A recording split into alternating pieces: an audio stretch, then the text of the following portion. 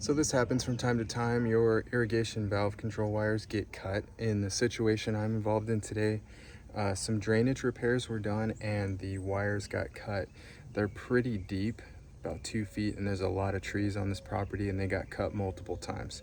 So what we're doing today is we're actually moving his controller outdoors. We typically have them mounted in the garage, but in this situation it's pretty straightforward just to take it out of the garage. This is the old conduit pipe, and just mount it outside.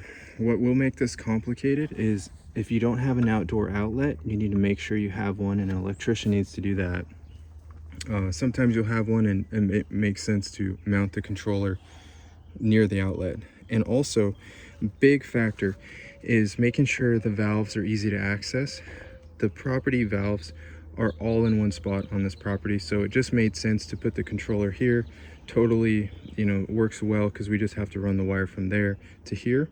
And that's nice because the future, there's not really going to be much opportunity for it to get damaged. So taking your controller out of the garage, mounting it outside, not a big deal.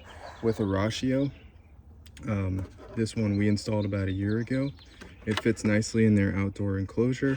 It has a little door that goes on the front, hooks on and closes and seals it up.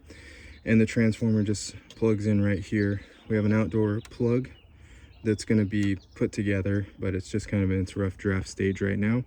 And that takes the power to it. Oh, and make sure you have Wi-Fi.